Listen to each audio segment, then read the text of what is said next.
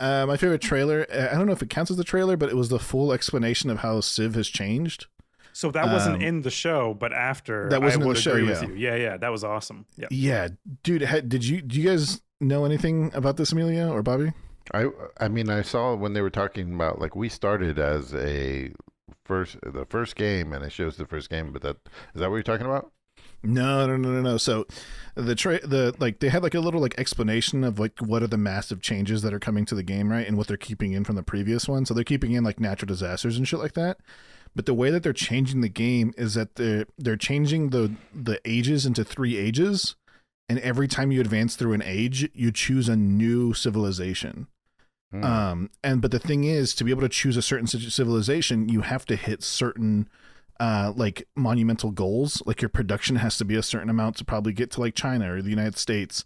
You have to like, and then there's is it ancient, modern, and then postmodern are all 3 of the ages, I believe. And the way that combat works now is that you can have like a general for your army, and if there's like a little like impasse that you can get through, you can put all your units into your general, or 5 to 6 units into your general, and then walk it through instead of having to like take like 10 turns to get through a little impasse. There's simplifying the game in every way, even with taking out workers, getting rid of city spam, like cutting down on cities. You build towns instead of cities, but they contribute production to your cities. Like all the changes they did, I was like, great. I'm down. I'm down with the Civ. Like I'm excited. Seems like something people would be upset about. They were. You believe it or not, like the way they, yeah, some people were, but some people were excited.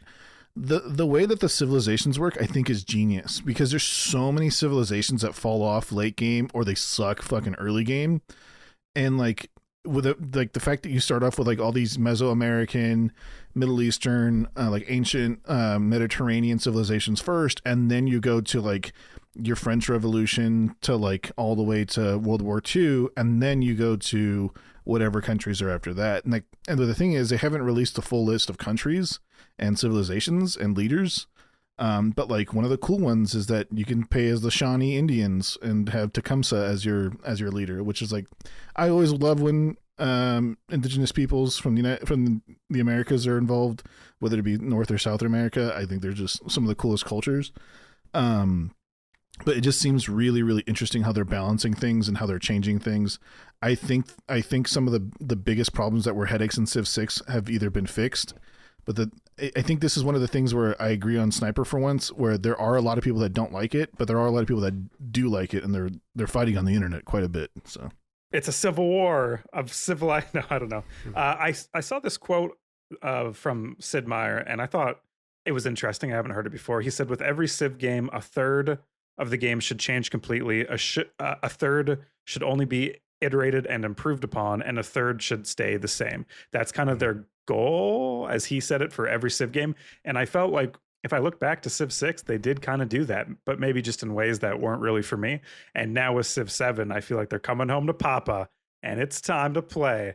You know, like you're going through all these ages, and you're encouraged to build buildings on your previous buildings, like in real life, right? Like there's a catastrophic event, and now you are a new civilization building upon the ruins of the old. And I think that's beautiful. That makes me want to play the game. It's something that hasn't been in the games before. So bravo. So Nick, it's like impossible to finish the game as the Shawnee Indians, you're saying? Yes. Right? Okay. Yeah. You what it is like you go to the Shawnee into like Russia, and then you go into like whatever the postmodern, like whatever, like you don't essentially, there's no like timeline. It's like, hey, I'm picking all the all the North American civilizations. That's not how it works.